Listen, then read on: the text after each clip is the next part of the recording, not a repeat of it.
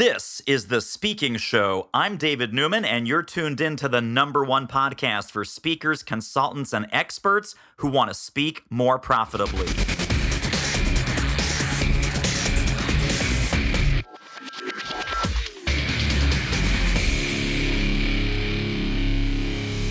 I am here with copywriting guru and business genius, Connor Boyland. How are you, my friend?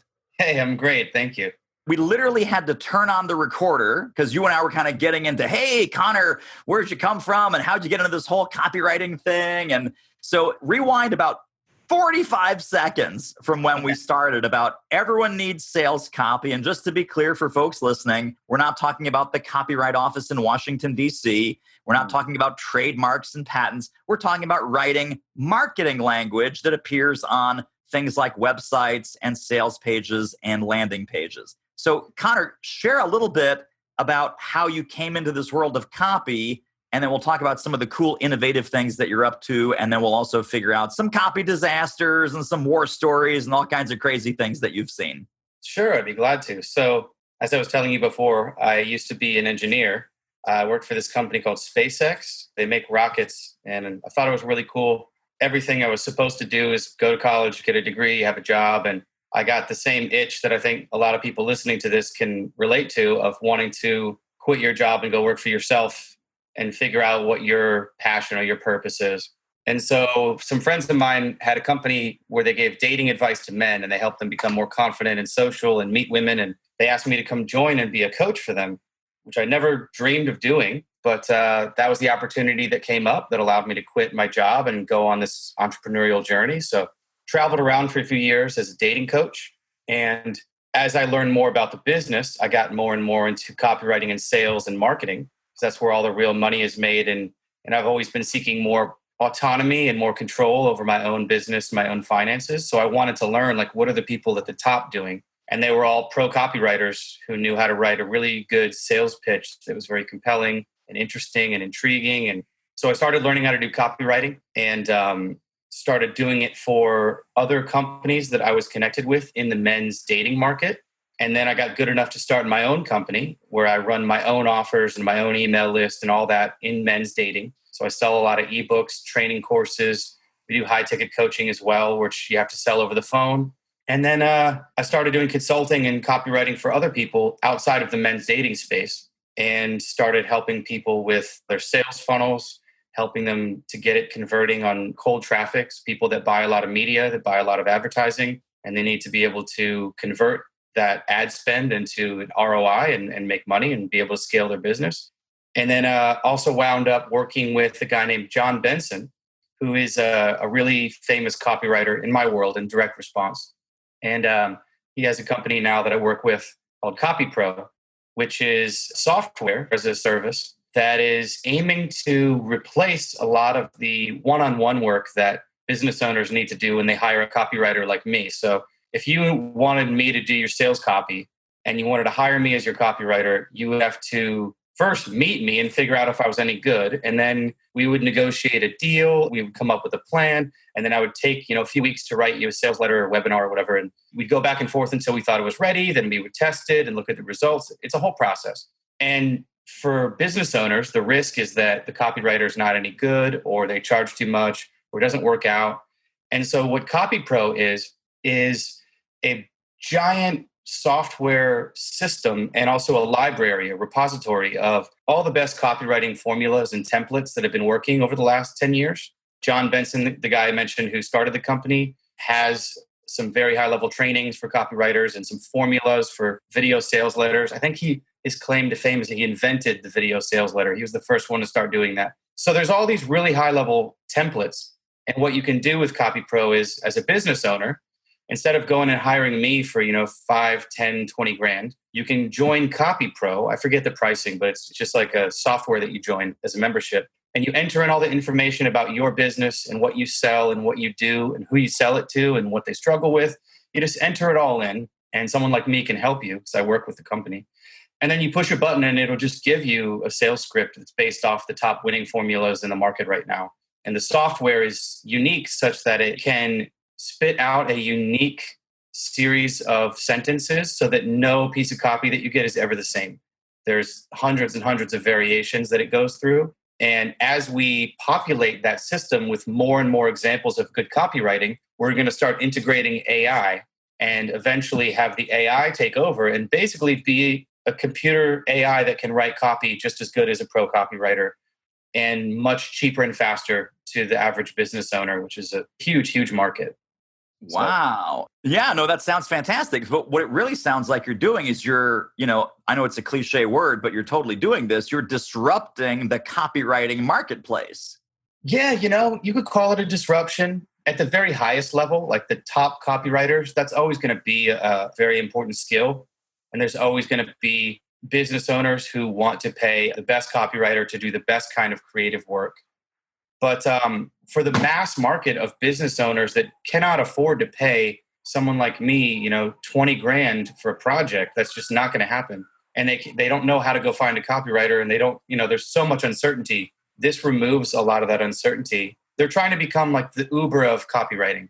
The greatest thing about things like Uber or Amazon Prime delivery or Netflix is that they took something that used to take a long time and they made it really convenient and instant and instantly accessible to you. So we're trying to do that for the copywriting market, because every business that sells anything needs sales copy.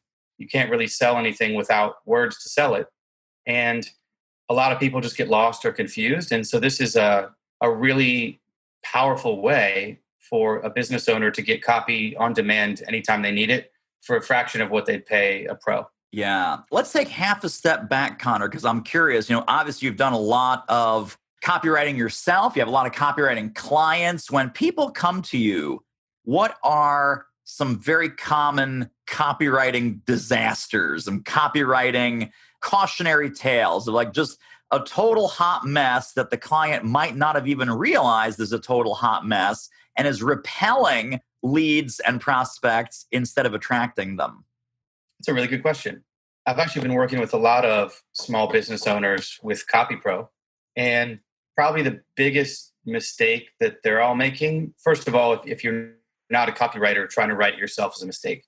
There's just so much that goes into writing something that's interesting and compelling and hyped up and attractive, but not like so overly hyped that people get turned off by it. There's like a fine line to walk. And it takes a really deep understanding of your market and who you're talking to. And so a lot of people, when they try to write it themselves, they're thinking about what they think of their product. And what they need to be doing is thinking of what their customer or prospect is thinking about their product. So best advice I ever got for copywriting is when I was learning how to do sales and copy, the person teaching me said, you have to speak to their listening. So the biggest mistake is that people just write without any sort of plan, and they just write what they think sounds good because they, if you made a product or you offer a service, you're really excited about it. You want to promote yourself. But a lot of people just talk a lot about themselves, and they don't take the time to really get in the shoes mentally and emotionally of their prospect and speak to what they're listening to. And that takes a lot of research that a lot of people just don't want to do or don't know that they should do. Does that make sense? It does. Now, that research, is that listening around on the internet, going to blogs, portals, forums, communities? Is that actually talking to human beings who are in your customer base? What's the best form of research that you found? All of the above are good forms. If you already have customers, they're the best people to start with. The best research you could do is meeting in person or at least over the phone with someone who's already bought from you and really diving deep and interviewing them about their struggles. What do they struggle with? What are some objections they might have to buying this product? What are some things they want to see? I have a whole list of things that I would do to like interview a client and find all these things out. What kinds of things have you tried in the past that failed, but you're not sure why? What do you think is the problem? A lot of times someone that you're marketing to has an idea of what their problem is and they're wrong. They don't know what the real problem is. So we call that the false problem. What do you think that is wrong? And what have you been trying to do to solve this?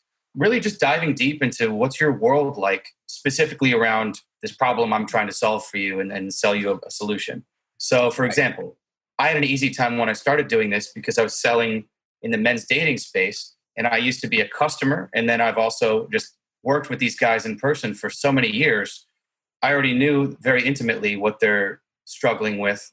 What are some stories? A really good thing for copywriting is telling emotional stories. And a lot of copywriters try and fictionalize that. And if you're a really good fiction writer, maybe you can get away with it, but most people are not. And so some of the best stories that make a really compelling sales pitch can come from just sitting with a customer or a prospect and having them tell you a nightmare story of something awful that happened to them, something embarrassing, something that happened as a consequence of them not having this problem solved, which you're here to help them with.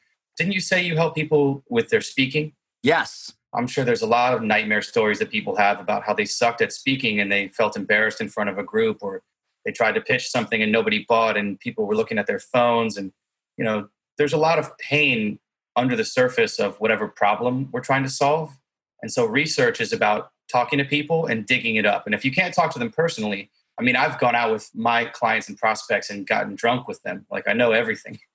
But if you can't do that, blogs and forums are a really good way to just start cracking in. I've been writing some copy for a client of mine in the keto diet space.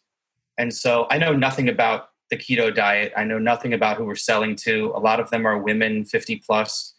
I can't relate to that. It's just not who I am. So a lot of the stories that we've found that work really well are from keto diet forums, where people that are just getting into the keto diet share their stories and they talk about what they're struggling with. And you can go on a lot of forums. Just Google your niche forum or go on Reddit. There's a forum for everything on Reddit.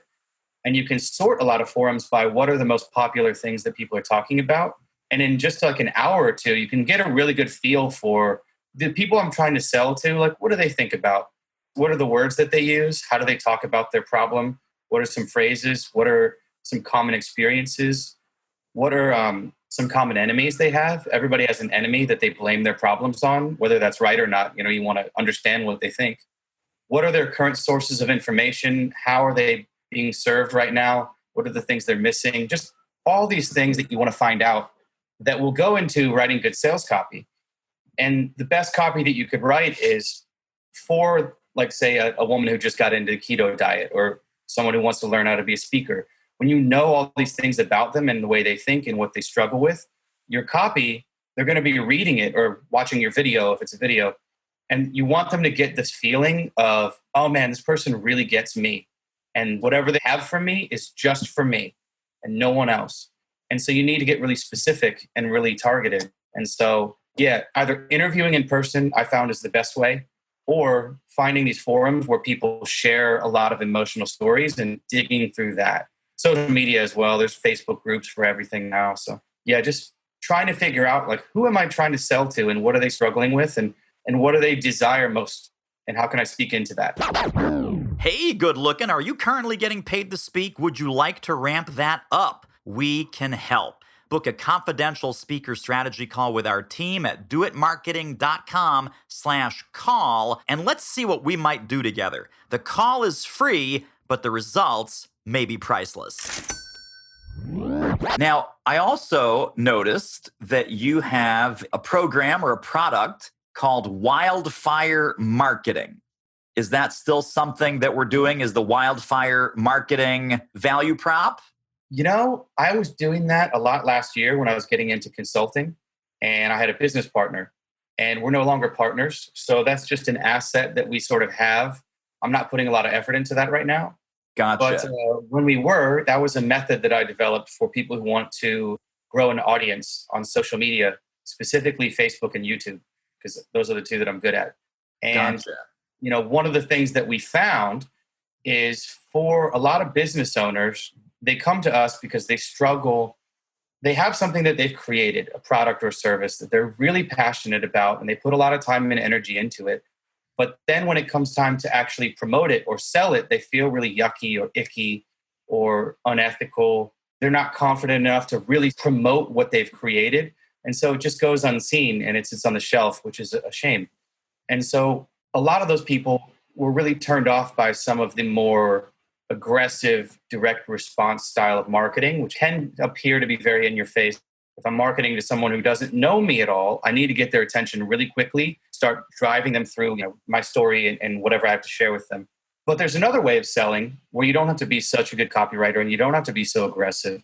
And that involves building an audience. The traditional way we've always done that is building an email list and sending them, daily newsletters or messages where we're constantly in front of them. And now with social media, we can do that on Facebook, on YouTube. We can get on video like this and just be, we all have one of these and we carry it around with us all day and we're kind of glued to it. And, you can reach your target market very easily on social media right now. And instead of being this aggressive, really hardcore copywriting, salesy type message, you can just talk to them naturally because that's what suits the platform, especially Facebook. It's just for friends talking to each other. And so we had this method of building an audience through email, Facebook, and YouTube, or all three or one of them. And once you have an audience, they come to know, like, and trust you. And you don't have to be so good at selling anymore. When somebody knows who you are and they have a relationship with you, even if you've never met, you and I have never met face to face, but here we are talking and getting to know each other. And the more I talk to you and vice versa, and assuming I was a person interested in what you're selling, the easier it would be for you to sell me whatever you have without being just laser targeted, really great copywriter or salesperson. You could just say like, hey, now that you've spent X amount of hours with me via video or email, and you know who I am, and you know I get results, and you trust this, and you like me, you actually have an affinity, and you feel a certain way. You think I'm your friend, hey, how would you like it if I helped you go all the way with this? I have an offer for you. Check this out. And so what we found is for a lot of small business owners that can't afford to pay a pro copywriter, or they're turned off by the sales process in general, building an audience long-term, it takes longer and a lot more effort to build that audience. But once you do, you can sell them pretty much anything. And you don't have to be good at it because you've already formed that relationship up front. You mentioned something a moment ago that I think is really compelling, and I think it's about frequency, about emailing daily, being on Facebook daily, sending a video daily. There's a school of thought that says even in today's social media, multimedia, video, blog, podcast world, sending a daily email is still a good idea. And that builds what you said about, intimacy and the know, like, and trust factor. Everyone's email inbox seems to be super crowded, but the people that we hear from a lot, as long as it's valuable and as long as it's relevant, do you still recommend that daily email regimen to build trust and build relationship faster? Because if we email them daily with some tidbit, value item, not always a sales offer, not always a pitch, but just an insight, a tool, a recommendation, a podcast episode. At some point, Connor, I'm going to send an email to my list saying, hey guys, brand new podcast. You got to listen to my buddy, Connor Boylan. We talked about copy. We talked about do's and don'ts. We talked about this new amazing AI platform for copy. Tune in. You'll love it. Boom. And that's going to be a daily email. When is daily contact, daily YouTube video, daily email, when does that get to be too much? Or if it's relevant and valuable, there is no such thing as too much. There's no such thing as too much. If you have the right mentality of, took all this time to figure out these people's world, their problems, their struggles, it really helps. A lot of business owners, they're in their own market. They are the person they're selling to. So they already have a passion for this and they really care. And if you have a valuable offer, there's no such thing as too much. So the best people on social media that really dominate that space, they're posting like 10, 12, 15 times a day. And they have a team of people to help them do it. But the more you stay in front of your target market, as long as you're being good to them, you're actually offering value. There's no such thing as too much. My men's dating lists, the autoresponder mails out 3 times a day when they first join. And they're my best emails, which I have data to show they're my best. And usually I still do a daily email, like a broadcast. That being said, it can get overwhelming for the average business owner to commit to doing something every day like that. Even though they know they should and they know why it's valuable, it's still just another thing on your to-do list and it gets overwhelming after a while. So I would say email versus social media, whatever your strength is. I have an easy time sitting down and banging out a good email in like 10 minutes. So it's not that big a deal to me, but I've been doing it every day for like 5 years.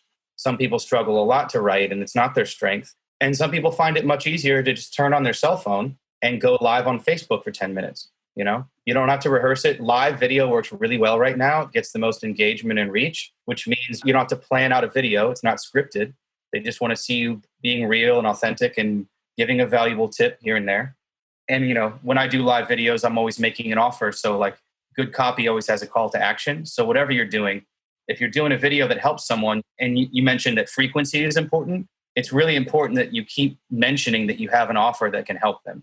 Even if they don't buy today, if you keep doing it and you keep being cool and adding value, a lot of people will, there's a big segment of every market that isn't ready to buy from you right now. But if you stay in front of them, they're really ready to buy in 30 to 45 days from now if you keep it up.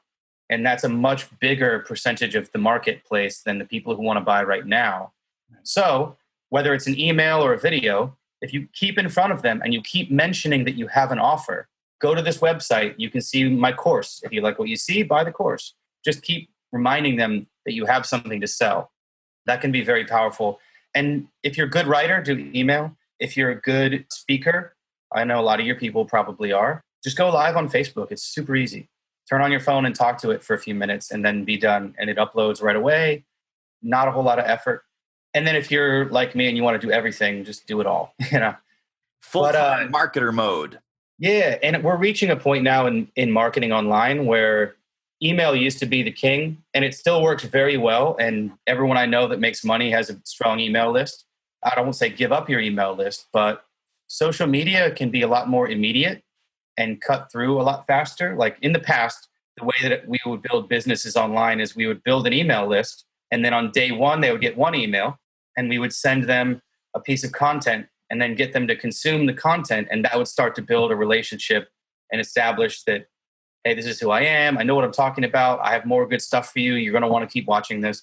And we would do that, maybe 3 times before we tried to sell them something. So that means the whole sales cycle from start to finish took like 4 or 5 days. And that means you're still counting on someone to open your emails every day, which doesn't happen. People don't always open the emails because they're busy. Like you said, everyone's inbox is so full.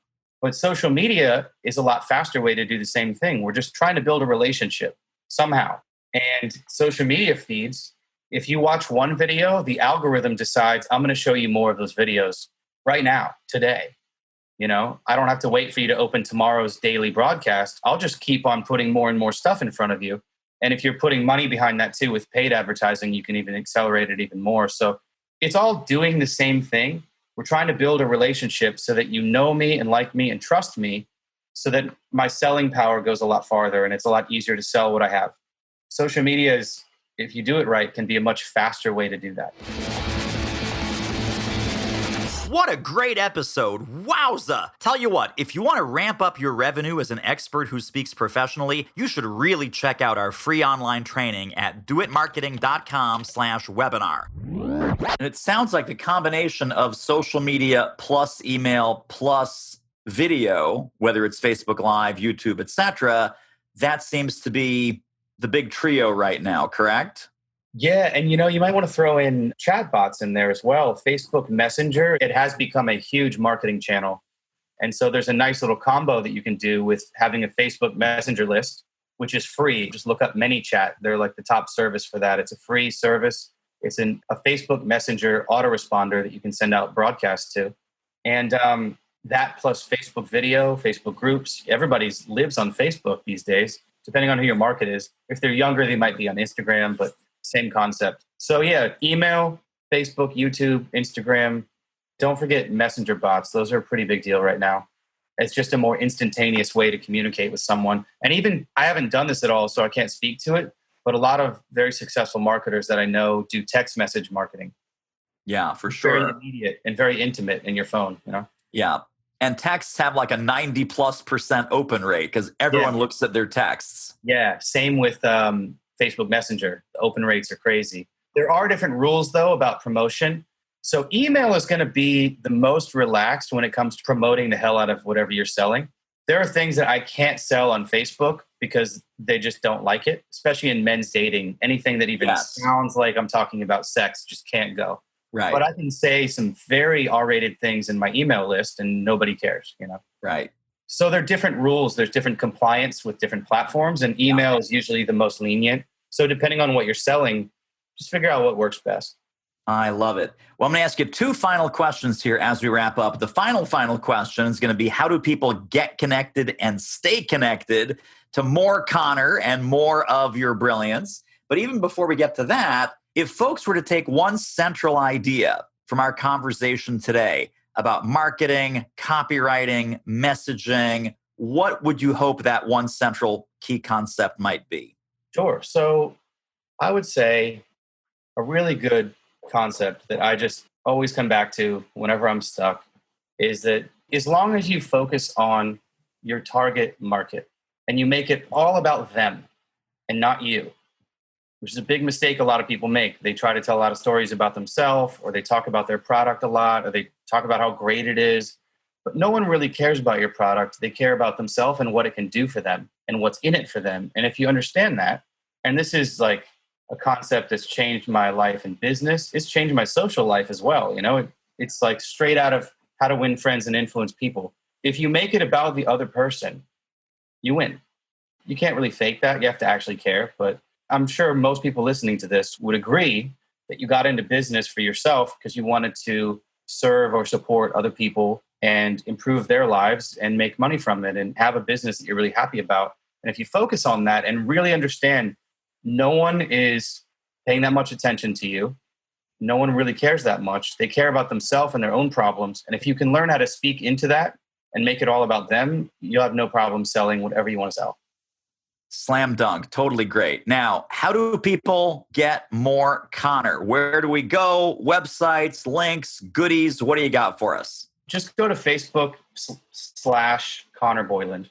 That's where I put a lot of stuff out about marketing. If you're interested in learning what I do copywriting wise or consulting, there's some info for you there. Mostly I put out video. I even do a video talking about copywriting and marketing, or just give me an email, connorboyland@gmail.com.